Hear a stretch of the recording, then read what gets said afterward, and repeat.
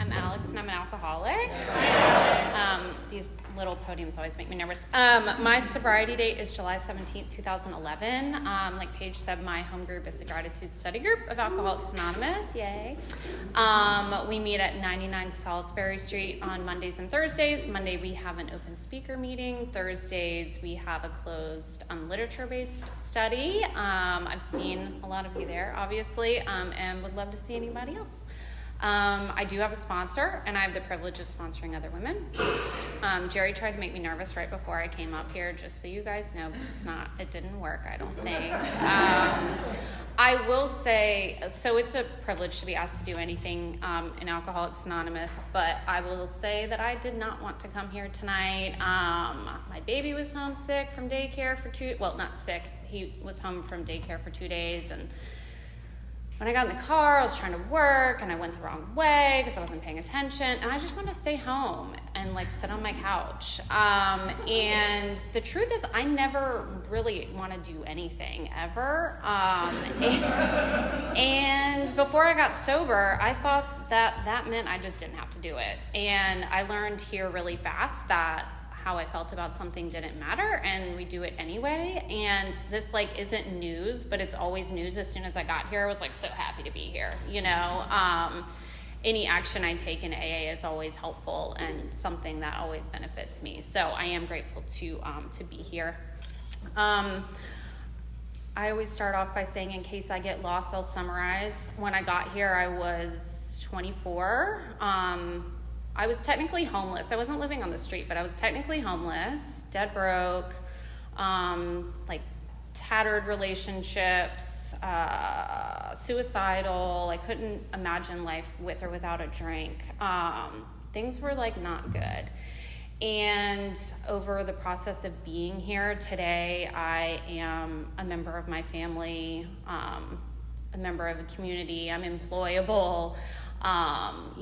Wife, mother, just like a normal person. And the only reason that that's happened is a result of Alcoholics Anonymous. It has absolutely nothing to do with anything that I've done, save bring the smallest bit of willingness. And for that, I'm forever grateful. And I think that's why it's nice that the longer I get sober, the more inconvenient AA gets. Because I didn't used to have a life, and I can always remember that the only reason that I have anything today is because of sobriety. So I'm super grateful. So I was born and raised in Raleigh. By AA standards, I hit the jackpot with my family. My parents are still married, kind of upper middle class. I had 2 brothers. Everyone was healthy. Every family has dysfunction, whatever, but, I was lucky, right? But when I was 3 years old, my parents took me to a doctor, and they were like, "What's wrong with her?" And he was like, "She's just very particular about things." And that was the end of that conversation. And so, a lot of people come up here and say it, but, I never felt like I fit in. I was terrified of people. I heard a speaker say they could have used a sponsor in kindergarten, and that was me. The first day of school was the worst day ever. Just all those things, just riddled with self. And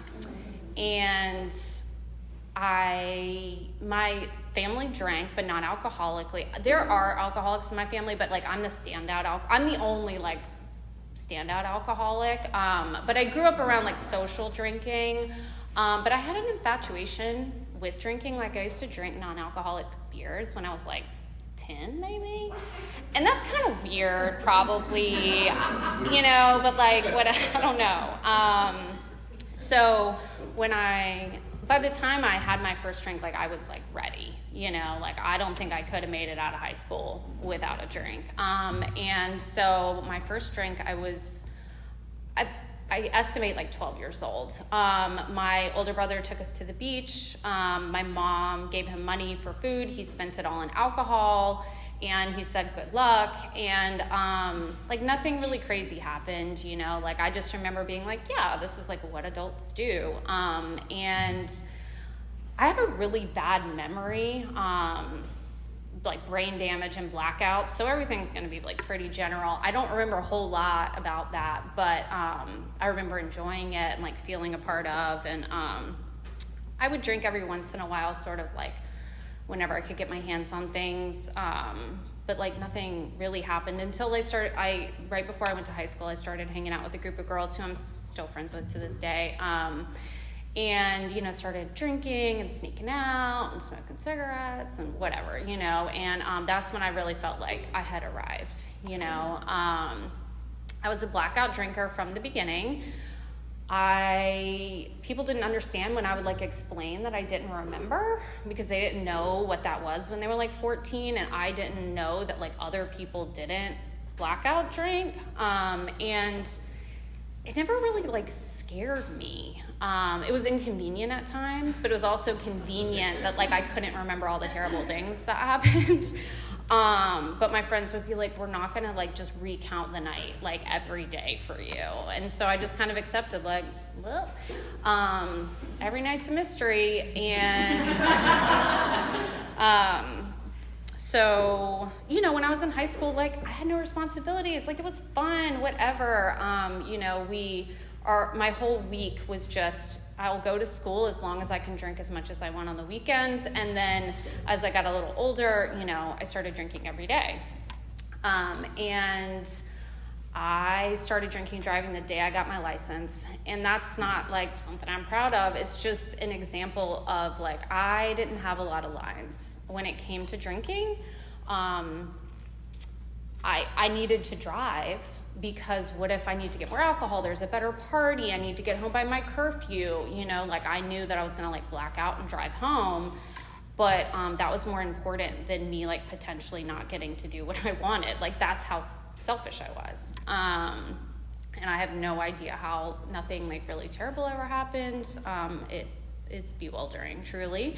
But all this time, like I said, it was fun, whatever, you know, throughout high school and college, like I had friends, I traveled, I went to concerts, like I did whatever I wanted to like make me happy. And every morning I woke up and I just like hated myself.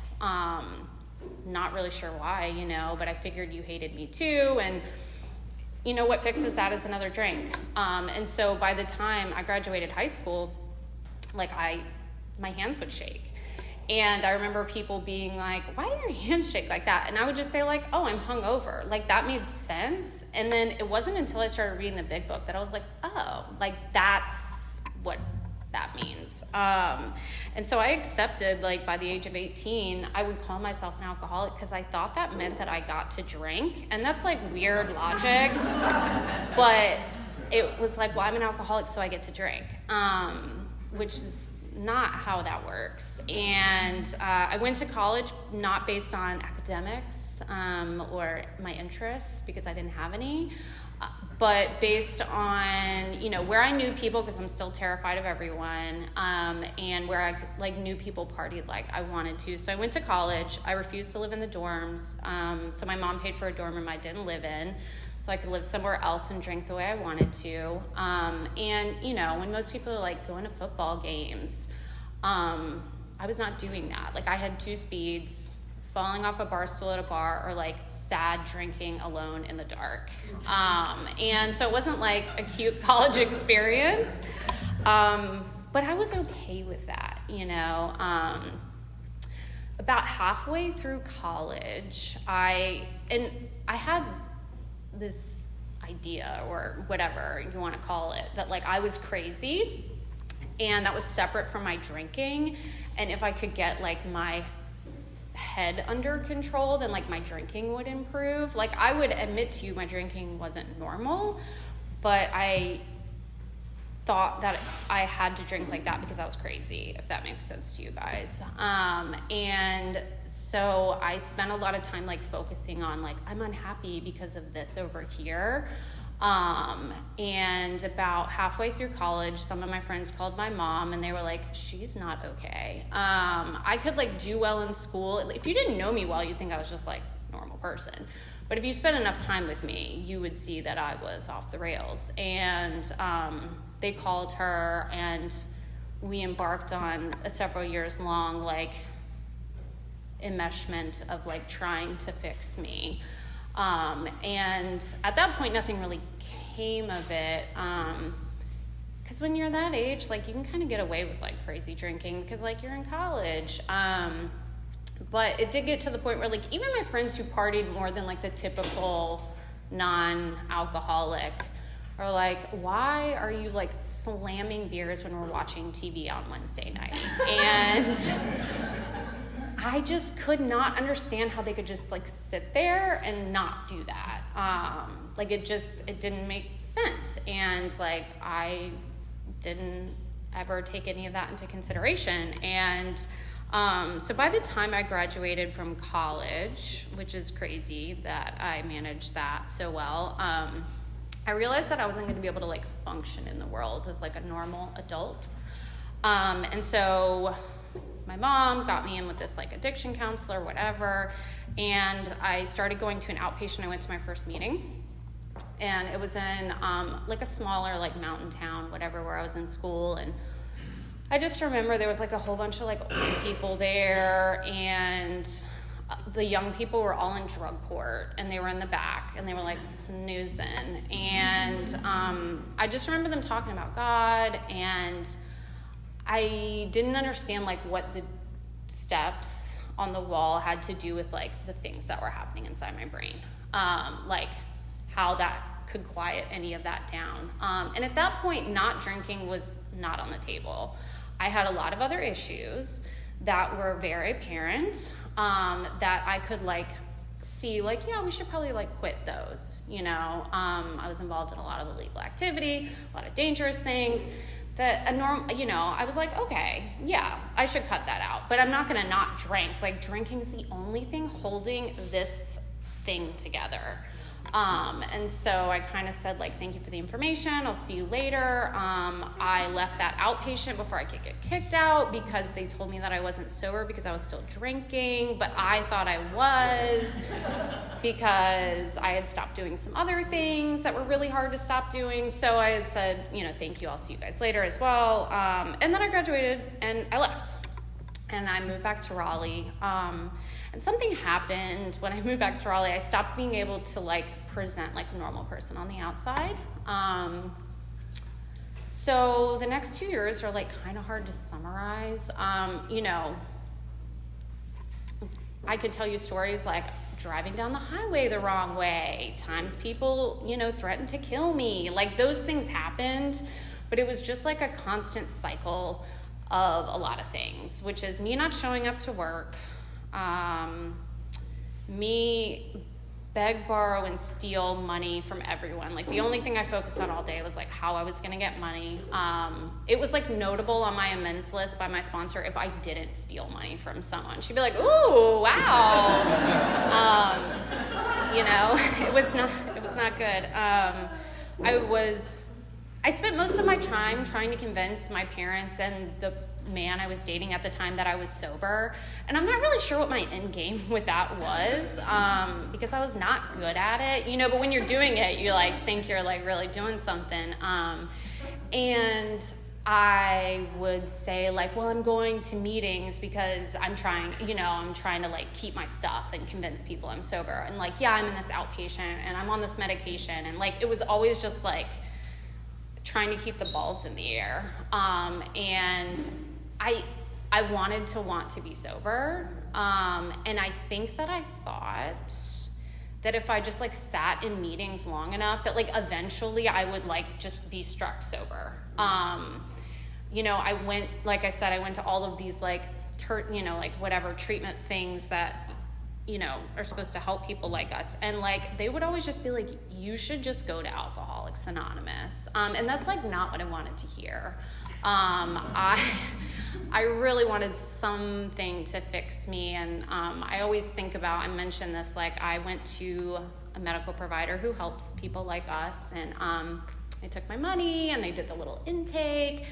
And they were like, oh, so we cannot help you. Like, you are way too much of a liability. Here is your money back. Like, you need to leave, And it's like a terrible thing to say to an alcoholic. And, like one time I went to an urgent care for an issue related to my alcoholism, and when they brought me back, they were like, oh, yeah, we can't see you here. Like, you have to go to the ER. Here's your money back. Just like every door just closing. And when I went to meetings, the people were just so lovely, like they always welcomed me with open arms. And, I would pick up a white chip knowing that I was going to get a drink right after that, and they just like were so nice all the time. And same thing, like they would say, you never have to drink again. And I was like, that's not helpful. And they would say, like, you're gonna die if you keep doing this. And I was like, that's not helpful either, because I was like actively trying to drink myself to death at this point.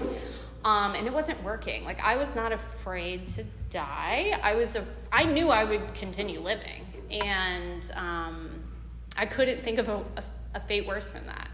It talks about like the boy whistling in the dark. Like, I could not imagine life with or without a drink. I wished for the end. Like, every morning I'd wake up and be like, today's the day that I don't drink. And then by like, 11 a.m. maybe, if I can make it that long, I'd be like, well, just enough to like get me off empty. And then the day goes on, and then at the end of the day, I'm like, it happened again. And at this point, like, the relief I'm getting is so little, The relief I'm mostly getting is, like, knowing that I'm gonna get a drink. Like, I'm not thinking about the drink in my hand, I'm thinking about the next drink. And it is not working the way that it used to. And if it did, I probably would still be drinking. But the amount of relief that I was getting was enough to keep me doing it, if that makes sense. Like, I would come to meetings and I would just be like, no one's telling me how to not drink. Like, I can't not drink today. And so I was just really like lost. And of course I like never followed any suggestions, or like, I couldn't stop drinking long enough. But I also like just wasn't ready, and I don't think that I really believed anything. Like, I'd see people pick up chips and I'd be like, 30 days, no way. Like, you are not like me, just like I'm that unique. But it was hard. So anyway, let me fast forward real quick. I stopped drinking for like 60 days, and that was the first time ever. And I was going to meetings, and I was hanging out with people every day that were sober, and I was like, maybe this could work. But I was not working the steps. I wasn't being honest, and I was like doing several things that they told me very specifically not to do. And so after, 60 days, I was just like crawling out of my skin. I had no solution. When I stopped drinking, things get worse. I don't know if anyone can relate to that, but people would be like, just quit drinking, your life will get better. That is not what happens to me. It's a lot worse. Without a solution. Like, the fellowship is amazing, and I love it, and I need it, but at that time, just living off of that, like, I can't make it that long. And I made it just about 60 days. And like, physically sober, I'm like, you know what? I'm just going to have one, and I'll be back tomorrow. And I'm thinking, like, with all my experience, that is what was going to happen. And that is not what happened. I went on a 6-day bender that was the most, like, depraved and terrible 6 days of my life. It was only cut short because my parents were alerted from out of town to come back and get me under control.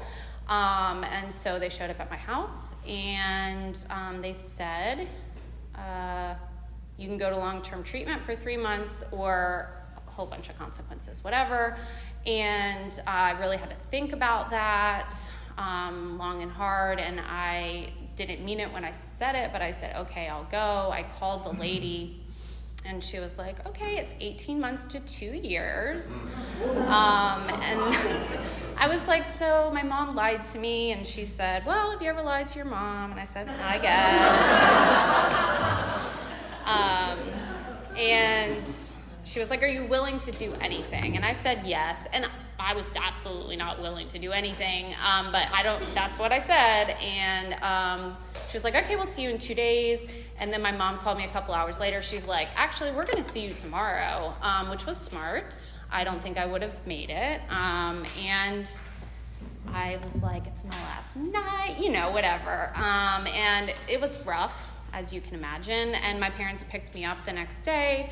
I mean, I was such a jerk. Like, I wouldn't even pack my own suitcase. Like, I was like, well, you have to pack my stuff.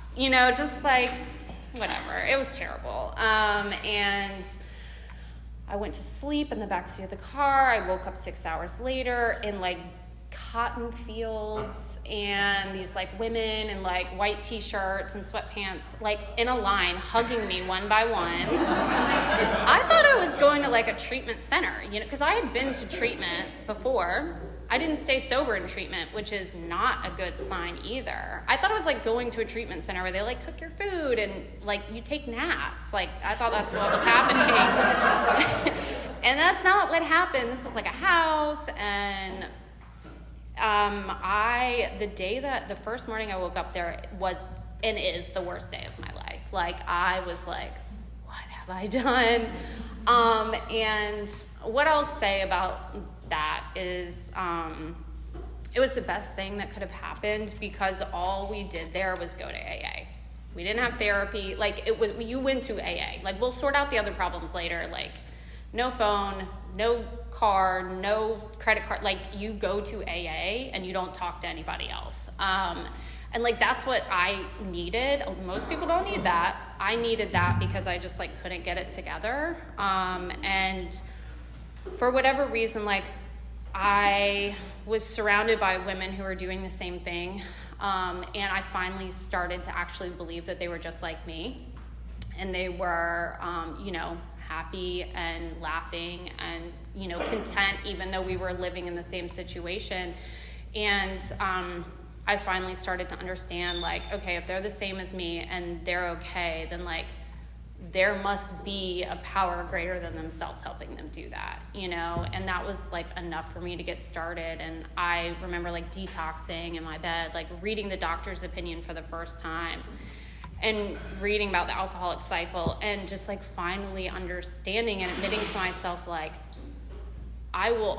between me and a drink, like, I will always lose. And there's just no way out, apart from divine help, that I can do this. And so I finally just kind of, like, was sat still long enough that I could hear the message of Alcoholics Anonymous. And so I went to 2 meetings a day, walked there. It was like 114 degrees heat index when I got there. I was detoxing, and they're like, get on the road. And, that's what I did. I got a sponsor, and I started working the steps. Like I said, I had just enough belief that, there was a power greater than myself, and that I could use that to stop drinking one day at a time. And, like I mentioned before, I just thought I was crazy, and, like, maybe I could stop drinking, but I'd never be happy, because these two things are very separate.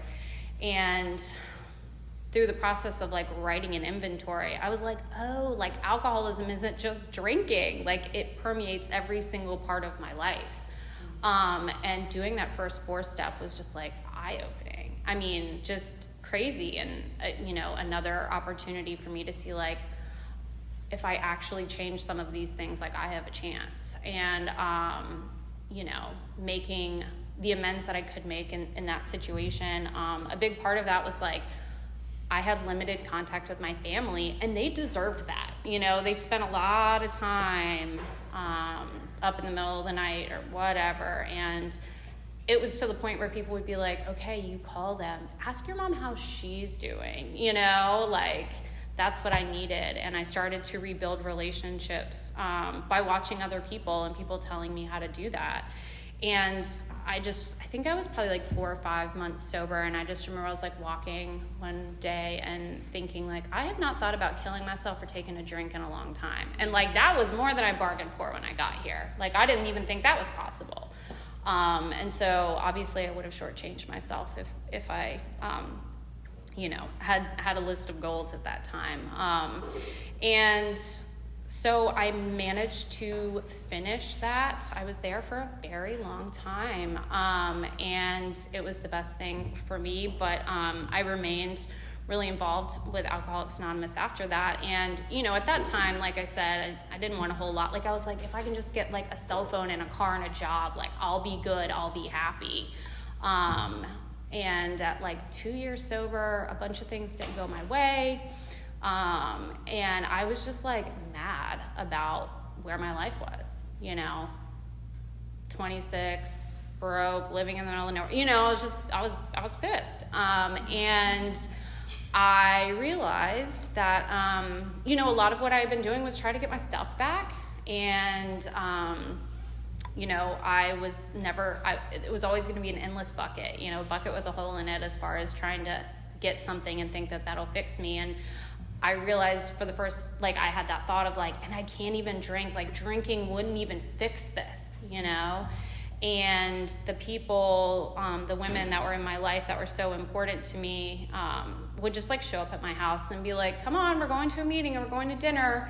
And my sponsor at the time was moving, and she was like, and here's my service position, and here's someone for you to sponsor, and just all those things that happened. And I kind of recommitted to AA for real that time. And shocking news, my life got really good.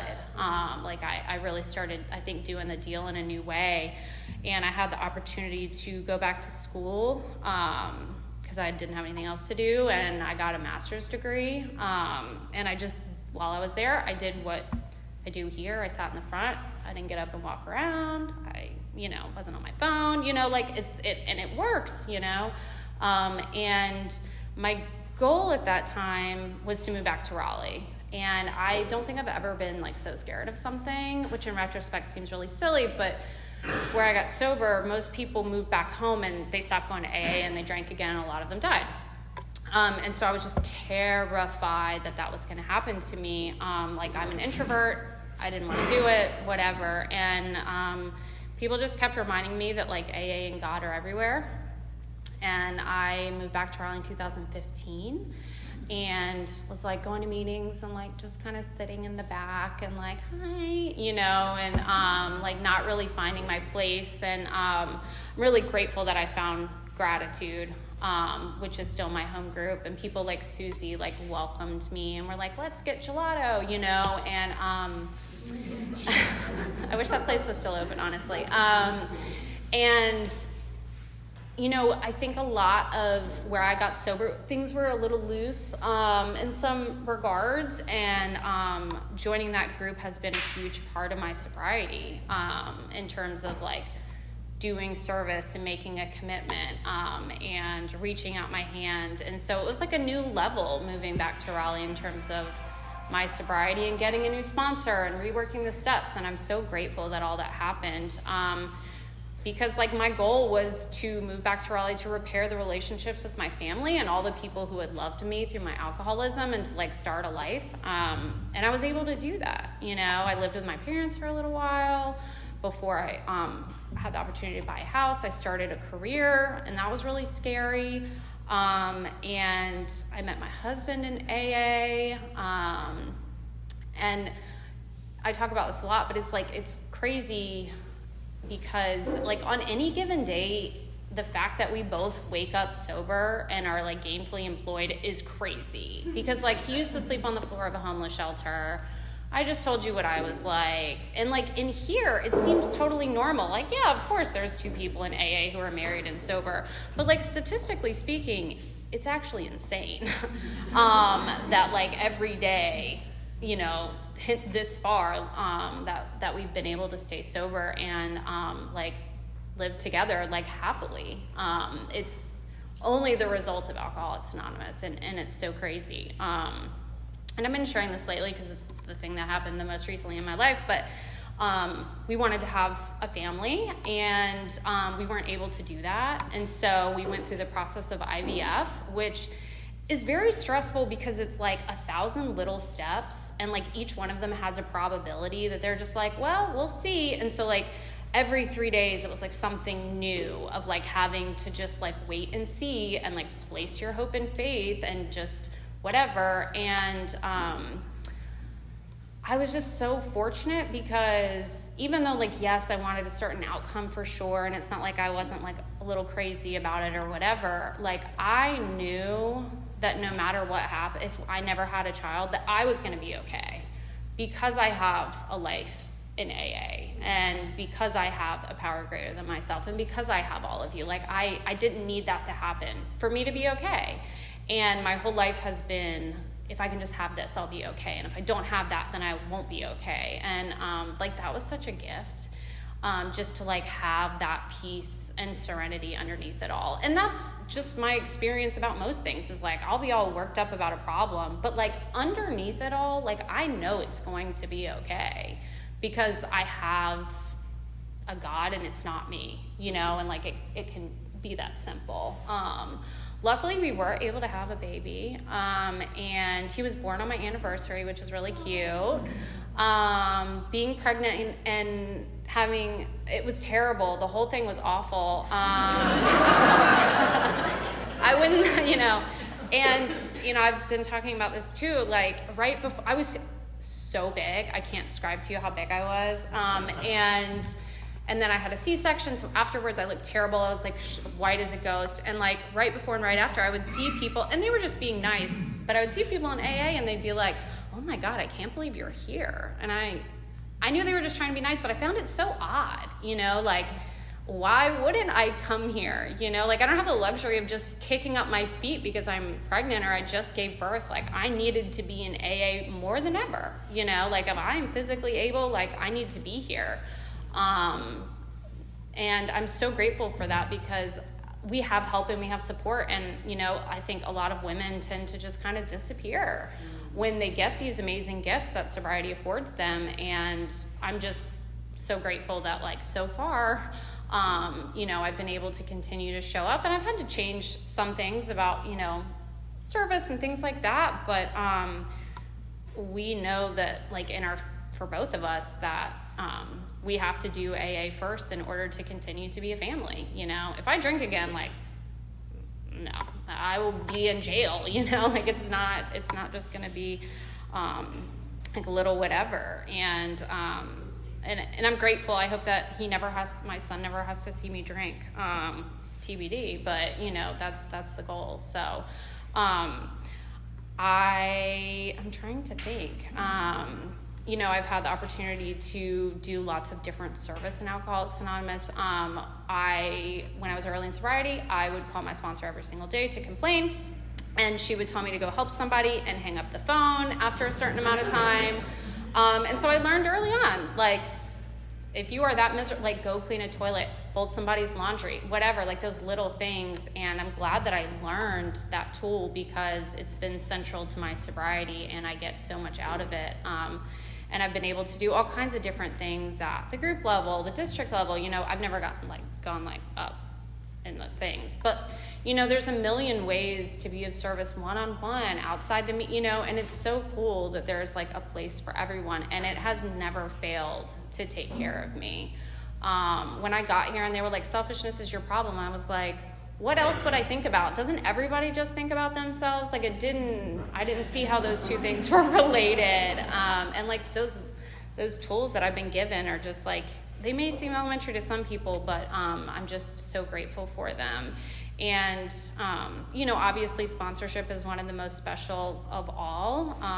And it never gets old to like watch someone come in and just broken, you know, and just like in a short amount of time, their entire life just changes, you know, and when they're living it, it seems like forever, but when you're watching it from the outside, you're like, oh my God, like all that happened in like 4 months or whatever it is. And we just get to see like God working in people's lives around us every single day. It's incredible, you know, like it's an experience that I wouldn't miss. And like I said, I've been able to be returned to relationships with my family, with my friends, you know, start a career, and just all these incredible like outside things or whatever. But like I said before, I think the most incredible thing is just having some like inner peace and just knowing that I'm going to be okay, because what I searched for in a drink was community and like feeling okay, and just being able to fit in my own skin. And when I'm in here, like, that happens. You know, when I'm outside of here, it's a little shakier, but like you guys are always with me, and like the principles that we have are always with me, and I can live in this world as a sober woman, and that is far more than I bargained for when I got here. And I'm just extremely grateful. I'll say, if anybody is new and you don't like it here, that's okay. I had a very bad attitude when I got here. Like, my sponsor would call, I'd call my sponsor, and she'd be like, well, where's that list you wrote? And I'd be like, it's upstairs. She'd be like, go get it. Like, I was just the worst. But like, I just did it anyway. And those simple actions just adding on to each other. Like, I have a life beyond my wildest dreams, certainly beyond what I deserve, and it's only a result of, just trying to follow some of y'all's suggestions and believing that I don't know the right way to do everything, which is still hard, but I just have such a nice little life today. And Jim Hughes always reminds me that no one minds when you end early, and I always end early. So I hope that was sufficient. There's so many lovely people here tonight. I did end up getting a little nervous, but it wasn't because of Jerry. But I'm just so grateful to each and every one of you and for our sobriety. Thanks for letting me share.